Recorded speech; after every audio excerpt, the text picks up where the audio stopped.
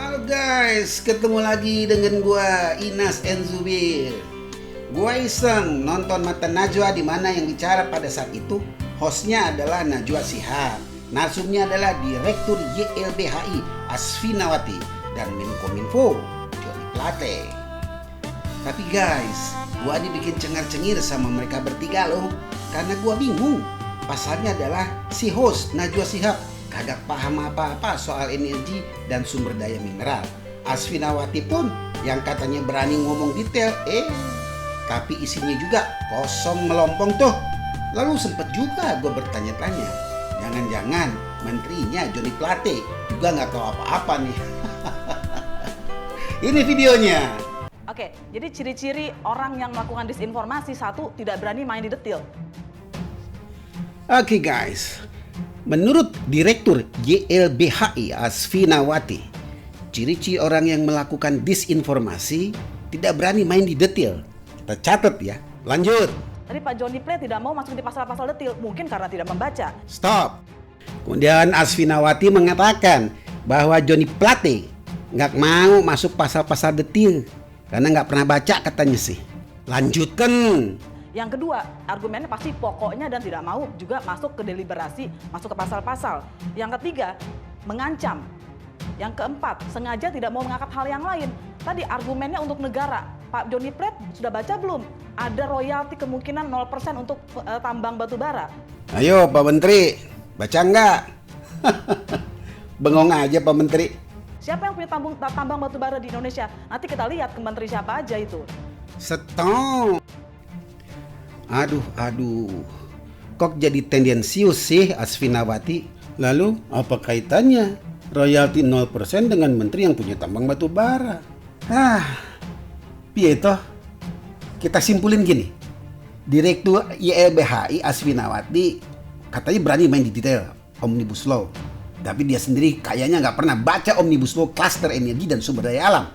Kenapa? Karena dia masih ragu dengan mengatakan ada royalti kemungkinan 0% untuk tambang batu bara. Padahal royalti 0% tersebut bukan lagi kemungkinan, tapi memang sudah ditentukan dalam pasal 128A Omnibus Law. Paham? Jadi galak gua nih. Oke, kita lanjutin ya.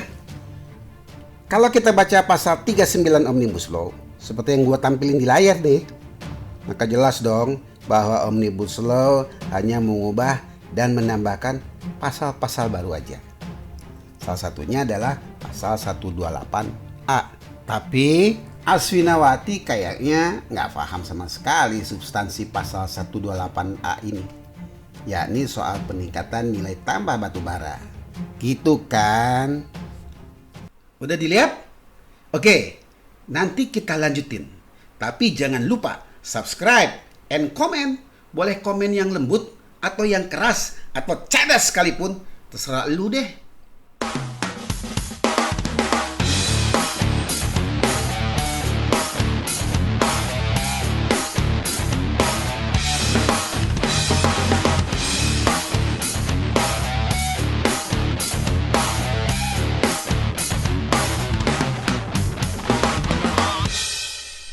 Kita lanjutkan. Guys, asal tahu aja, pemerintah sedang menyiapkan roadmap percepatan peningkatan nilai tambah batu bara. Ngerti nggak? Gua jelasin. Caranya dengan mengoptimalisasikan pemanfaatan batu bara dalam negeri melalui penerapan teknologi yang ramah lingkungan. Pengusaha yang mau meningkatkan nilai tambah batu bara tentunya harus diberikan insentif dong. Bukankah begitu? Ketimbang pengusaha yang menjual batu bara mentah-mentah.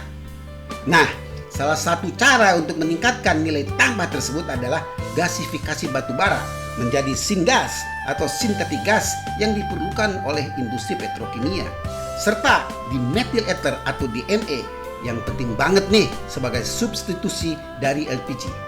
Kenapa LPG harus disubstitusi? Karena impor LPG setiap tahunnya naik terus, dan berdasarkan data tahun 2019 saja yang diimpor sudah sebanyak 75% dari konsumsi nasional atau setara dengan 5,73 juta ton LPG. Nah, agar devisa negara gak bocor-bocor, maka DME adalah alternatif energi dapur rumah tangga yang paling memungkinkan untuk mengurangi impor LPG, guys. Sekarang ini ada 2 BUMN yang dapat tugas dari pemerintah untuk membangun kilang gasifikasi batu bara tersebut, yakni Pertamina yang akan bekerja sama dengan perusahaan pertambangan swasta dengan kapasitas 2 juta ton per tahun, serta PTBA dengan kapasitas 1,4 juta ton per tahun. Setahu gua nih, nilai investasi PTBA adalah 2,4 miliar dolar. Gede kan? Sehingga insentif batu bara dalam bentuk royalti 0% yang kemudian ditentukan dalam pasal 128A Omnibus Law gunanya untuk memacu industri gasifikasi batu bara tersebut agar segera terrealisasi dan gak hanya melulu menjual batu bara dalam keadaan mentah, melainkan menjualnya dalam bentuk produk jadi, semisal DME. Ngerti kan? Ngerti nggak DME itu apa? Kayaknya si Najwa Shihab, Asfinawati, bahkan Joni Plate yang baru tahu kalau batu bara bisa diolah jadi DME. Nah, kalau Asfinawati cerdas, dari pasal 128A Omnibus Law tersebut bisa disimpulkan bahwa batu bara yang nggak ditingkatkan nilai tambahnya, maka royaltinya tetap dibebankan dong sesuai aturan. Bahkan ada PPN segala loh, paham? So, pantas dong kalau royalti 0% diberikan kepada perusahaan yang mau meningkatkan nilai tambah batu baranya. Please deh, cara berpikir Asfinawati jangan cupek alias sempit. Jadi jelas, disinformasi itu justru datangnya dari mulut Asfinawati sendiri.